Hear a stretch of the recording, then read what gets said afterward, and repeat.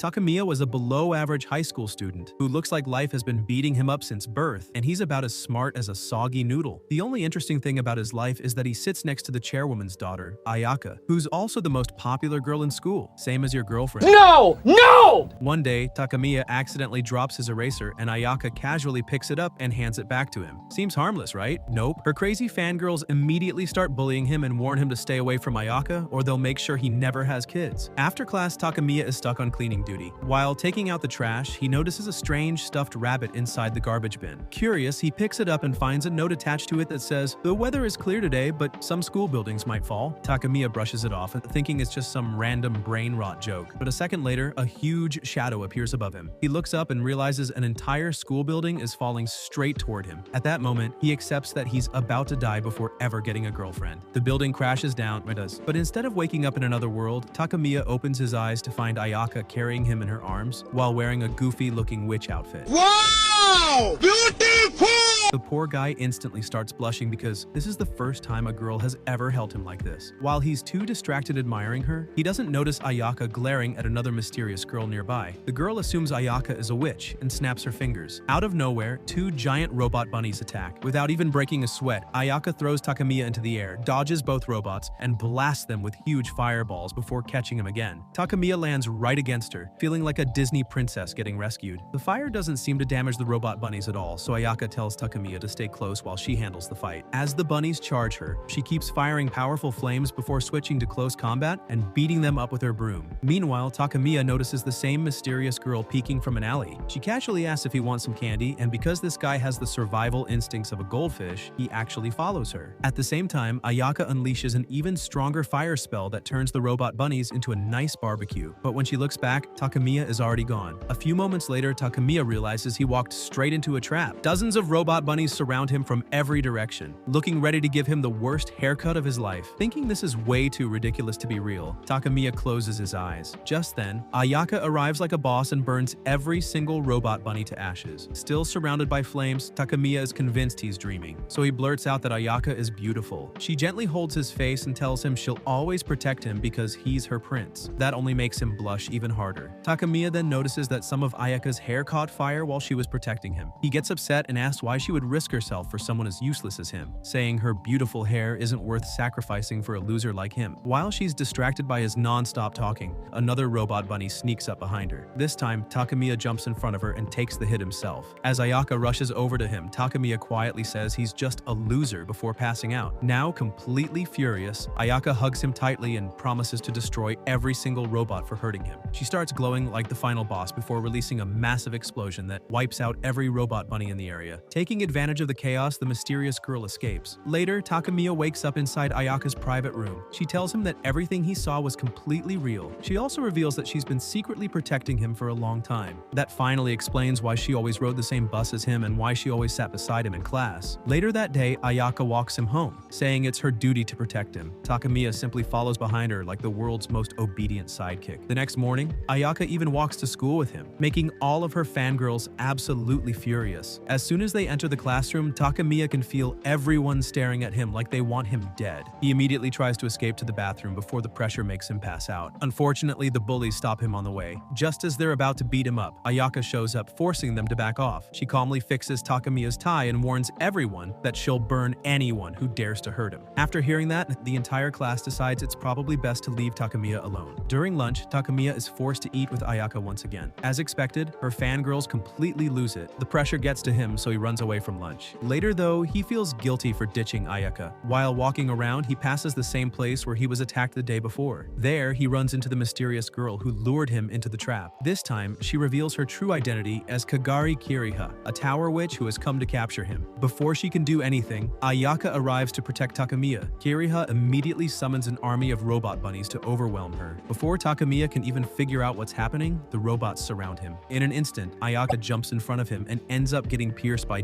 dozens of magical spears while protecting him. Even after taking all those hits, the only thing she's worried about is whether Takamiya is safe. That completely catches him off guard because not even his own mother ever fussed over him this much. At that moment, all of his insecurities hit him at once, and he decides he's done running away from Ayaka. Instead, he starts worrying about her. Ayaka calmly tells him not to panic because she's a fire witch, and normal physical attacks can't seriously hurt her. Right after saying that, she blows away the entire pile of robot bunnies with a massive explosion before roasting Kiriha's entire army. Seeing she's completely outmatched, Kiriha retreats once again. The next day, Kiriha returns to school as a transfer student along with her teammates Ren, Kotetsu, Mei, and Kana. The moment Ayaka sees them, she quietly tells Takamiya that every single one of those girls is a witch. The following morning, Takamiya heads to school while thinking about how his life has completely changed in just a few days. He has a mountain of questions for Ayaka, but strangely, she isn't on the bus with him today. When he reaches the shoe lockers, he starts worrying that the other witches may have attacked her since she never skipped school. But when he opens the classroom door, he finds Ayaka casually having a barbecue with all 5 witches. A second later, Takamiya realizes he somehow wandered into a completely different room. Ayaka explains that she used magic to guide him there. Completely confused, he asks what she's doing. Ayaka casually says she's simply doing her job. Since he felt threatened by the Tower Witches earlier, she figured it would be easier to deal with all of them at once. She also explains that she missed the bus because Mei escaped from her, and she hoped roasting the others over a fire would lure her back. Takamiya quickly begs her to put out the flames and remove the magical mouth seals because he actually wants to talk to them. Once she does, Kiriha immediately starts complaining. She says she only wanted a peaceful trip to school before Ayaka attacked them for absolutely no reason. She even blames Takamiya for failing to control his woman. That instantly makes Takamiya panic. Blushing like crazy, he explains that he and Ayaka are just classmates. Hearing that, Ayaka calmly asks Takamiya if she has permission to cook Kiriha. He immediately tells her absolutely not. After calming things down, Takamiya politely asks Kiriha why they're chasing someone as ordinary as him. Kiriha smirks, realizing Ayaka never told him the truth. She reveals that Ayaka is a workshop witch who has been hiding him this entire time, while the Tower Witches want to use his body for their own goals. Naturally, Takamiya has no idea what that means. Kiriha tries to explain by saying they only want the white stuff inside him, but Kana quickly interrupts before things sound even worse than they already do. Takamiya's brain completely short-circuits while Ayaka tries to calm him down. Suddenly, the entire room goes dark. Mei appears out of nowhere and kidnaps Takamiya before anyone can react. She instantly creates a magical barrier that traps Ayaka inside, while also freeing the other 4 witches. As Mei escapes with Takamiya, Kiriha and the others try to hold Ayaka back. Unfortunately for them, Ayaka defeats all 4 of them in seconds before chasing after Mei. Cornered with nowhere left to run, Mei threatens to kill Takamiya if Ayaka takes one more step. Without hesitating, Ayaka promises she won't let anyone hurt him. At that moment, Mei realizes that Ayaka has become emotionally attached to Takamiya, making him the perfect weakness to exploit. She orders her familiar to attack Ayaka. The creature bites Takamiya's neck, but instead of things going according to plan, a massive explosion suddenly erupts, separating everyone. When the smoke clears, Mei notices bite marks on Ayaka's neck instead of Takamiya's. Realizing something strange is happening, she decides retreat is the smartest option. The other 4 witches quickly follow her, admitting that none of them are strong enough to fight Ayaka head-on. That evening, Takamiya wakes up in Ayaka's room yet again. He notices the bite mark on his neck is completely gone. Then he sees Ayaka wearing a scarf. When he asks about it, she casually claims she's just cosplaying as Mikasa. Totally believable. She explains that she wanted him to live a normal life without getting dragged into the world of witches. But since the Tower Witches keep targeting him, she has no choice but to protect him more seriously. Takamiya knows she's hiding an injury beneath the scarf. Not wanting her to keep getting hurt because of him, he asks her to tell him the whole truth. He also says he's tired of standing on the sidelines and wants to learn magic himself. For the first time, Ayaka looks genuinely surprised. Meanwhile, a powerful workshop witch named Chrono meets a Tower Witch named Kazane at a cafe. Kazane asks why Chrono called her there. Chrono casually says they haven't seen each other in over 100 years and simply wanted to catch up, since Kazane now manages this area. Kazane reminds her that they're enemies from rival factions. Chrono just laughs and says they were friends long before those factions even existed. She then brings up Ayaka's recent battles with the Tower Witches, warning that a full-scale war will begin once Takamiya's true identity is revealed. Later that weekend, Takamiya is busy carving a statue when his little sister barges into his room and tells him he has a phone call. It's Ayaka. She invites him to meet her in the city. When they finally meet, Ayaka looks so stunning that Takamiya immediately starts freaking out. From his point of view, it feels like he's somehow going on a date with the prettiest girl in school. As they walk together, Ayaka leads him into a suspicious-looking alley. Takamiya starts wondering if this is where his organs disappear. Instead, Ayaka decides it's finally time to explain everything. She tells him that witches are divided into 2 major factions. The workshop witches protect cities and make sure magic magic isn't abused. The Tower Witches, on the other hand, believe magic should have no restrictions at all. She warns him that if he ever falls into the Tower Witch's hands, the balance of the entire world could collapse. Even after hearing all that, Takamiya still doesn't understand why someone as ordinary as him is so important. Ayaka then takes him to a cafe. The moment they sit down, an overly energetic waitress with absolutely no sense of personal space throws herself onto their table just to get Ayaka's attention. Ayaka completely ignores her. The waitress hurriedly reports that Chrono has arrived in town along with the Star Team and the Cherry Blossom Team, and she's worried something major is about to happen. The second Ayaka gives her a cold stare, the waitress suddenly remembers the last time Ayaka punched her in the face. She immediately tells Takamiya to take good care of Ayaka before making a quick escape. Only then does Takamiya realize that the weird waitress is actually the student council president. Ayaka tells him not to worry about her, and the two continue shopping together. While they're out, a cute girl suddenly walks up, stares closely at Takamiya's face, and realizes he's the exact person shown on the wanted poster she's carrying. Without wasting a second, the girl pins Takamiya to the ground, and two of her teammates arrive to back her up. Luckily, Ayaka shows up right on time. She transforms into her witch form and effortlessly defeats the two girls before turning her attention to the first attacker, who unloads both of her pistols at her. Unfortunately for the poor girl, Ayaka is basically the final boss. She casually catches every bullet with her bare hands before triggering a massive explosion that knocks the girl out as well. With the fight over, Ayaka carries Takamiya out of the store. Later, Takamiya apologizes once again for getting himself into trouble. Ayaka bluntly tells him that he's way too much of a coward, so she's decided to take him under her wing and train him herself. She explains that the Tower Witches will never stop coming after him. Hearing that, Takamiya asks why she's even letting him walk around. He believes everyone would be safer if he simply disappeared. Ayaka immediately switches into full-on caring mode and tells him to stop worrying about things beyond his control. His only job right now is to focus on tomorrow's test, while she'll handle everything else. After that, she takes him back to school and straight to the principal's office. To Takamiya's surprise, the principal is actually Ayaka's mother, Kazane Kagari. After scolding Ayaka for causing another huge incident in the shopping district, Kazane officially welcomes Takamiya to the workshop, since he's now Ayaka's apprentice. The next day, Kiriha and her teammates attack Ayaka once again, confidently declaring that they'll definitely capture Takamiya this time. Ayaka simply tells Takamiya to stand back, watch carefully, and learn. The girls come up with a strategy and rush her all at once. It doesn't help. Ayaka defeats every single one of them in just a few seconds, leaving Takamiya completely speechless. Later, at the school lockers, Takamiya notices that almost everyone hates him because Ayaka is always by his side. When he sees Ayaka's locker is completely empty, he jokes that he expected it to be overflowing with love letters. Then he opens his own locker. Instead of love letters, thousands of death threats come pouring out.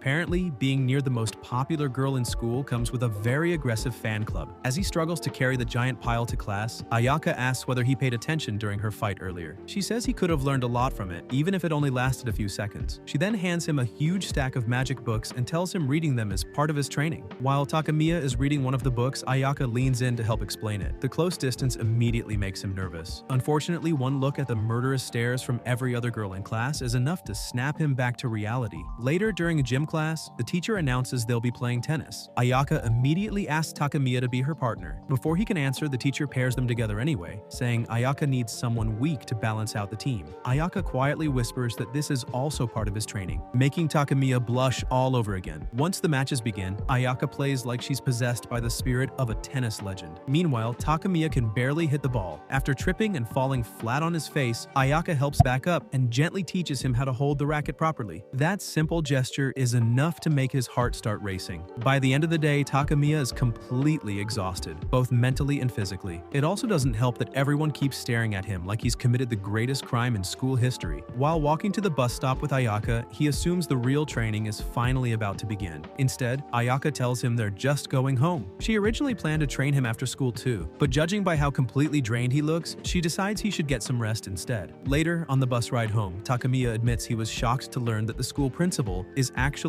a workshop witch. Ayaka tells him there are plenty of other witches attending the school as well. Just then, she notices something strange. The bus suddenly changes its route and heads toward a dead end. She quickly looks behind them and finds Chrono sitting calmly in the back with her familiar Sabas. Ayaka immediately tells Takamiya to stay where he is. A dark aura surrounds the entire bus as Chrono stands up and introduces herself. Ayaka prepares to fight, but suddenly her body freezes in place. Chrono casually tosses a small canister in her hand before attacking Ayaka head-on. To her surprise, Ayaka Ayaka doesn't take any damage at all. Chrono simply smiles, finding it amusing. Seeing Ayaka unable to move, Takamiya steps in front of her and tells Chrono to take him instead. Chrono laughs and says Ayaka doesn't need protecting. According to her, Ayaka is practically immortal. She then stabs Takamiya straight through the stomach. Takamiya stares at himself in shock. There isn't a single wound on his body. Instead, Ayaka suddenly collapses behind him. The exact same injury has appeared on her body instead. Chrono explains that this ability is called damage transfer. Any injury Takamiya receives is automatically transferred to Ayaka as long as they're close enough. She adds that there are a few special conditions where the transfer won't activate, but under normal circumstances, Ayaka bears every wound for him.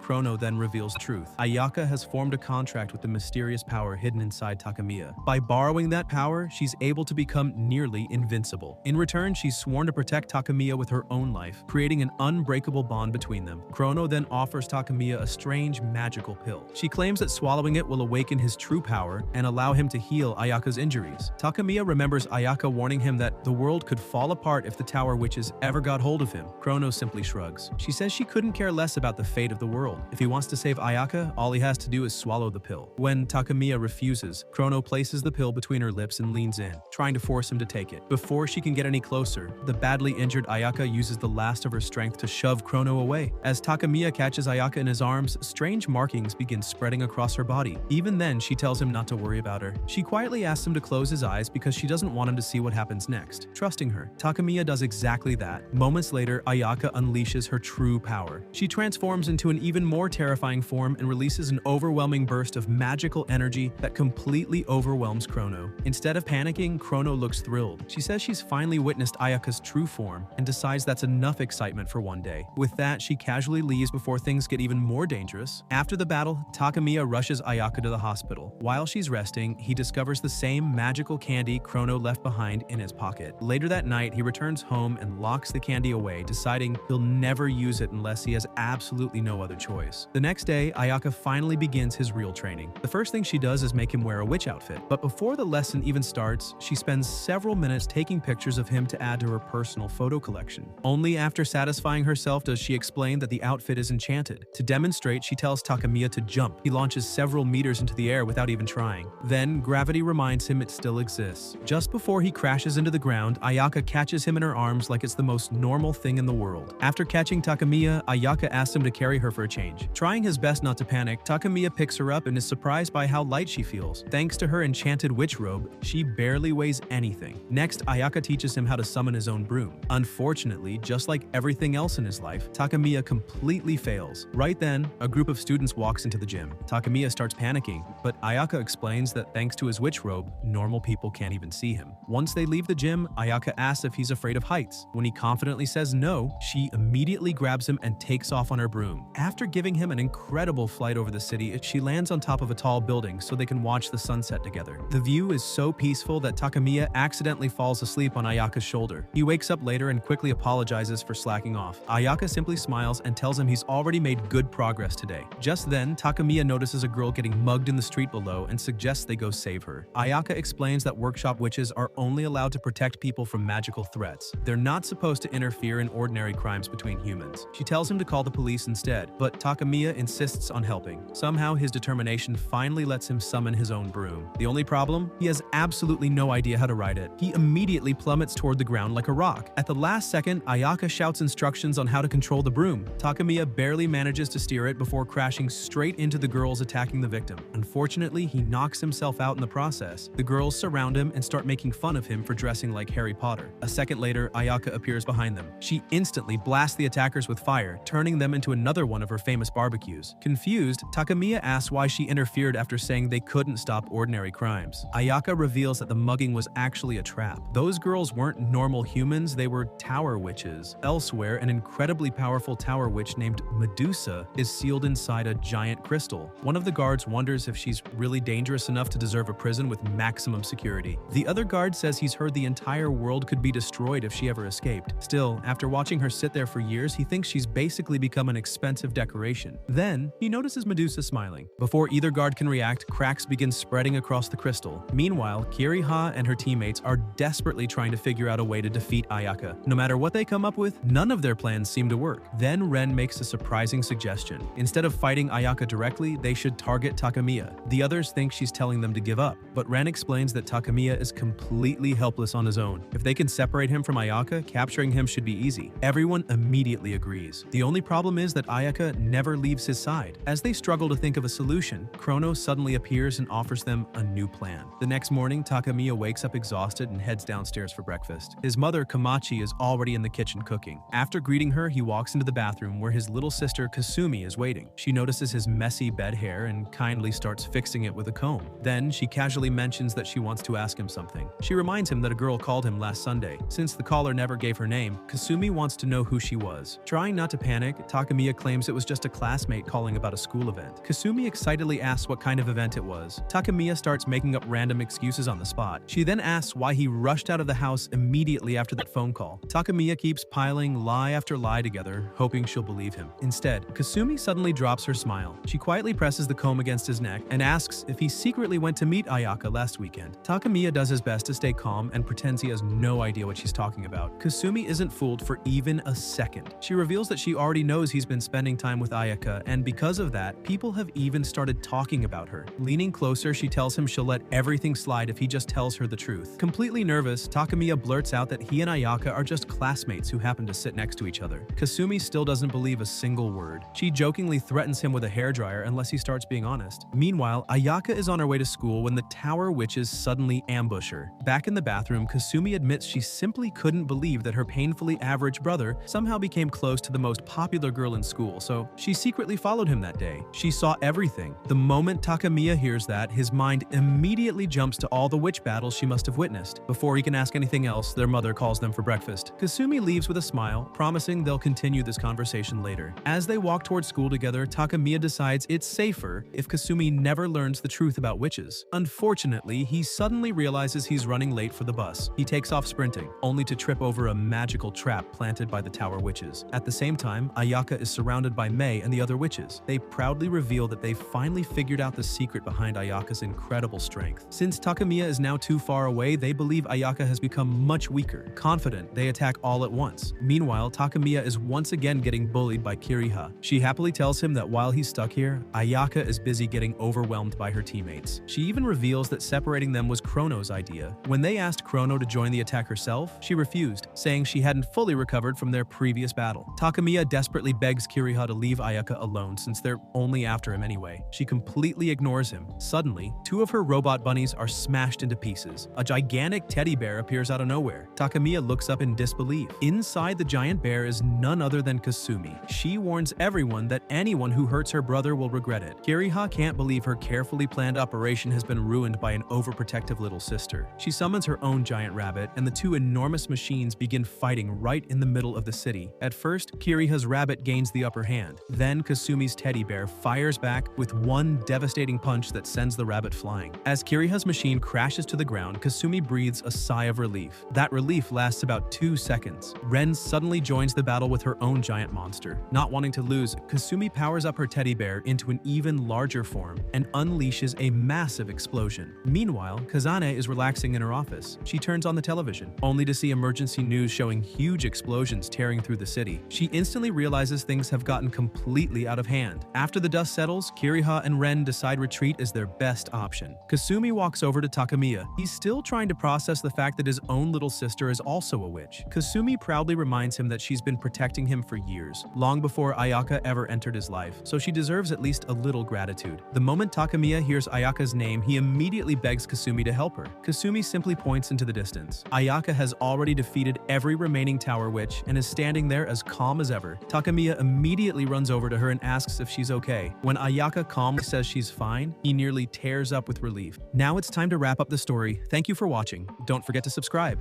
Till then, peace out.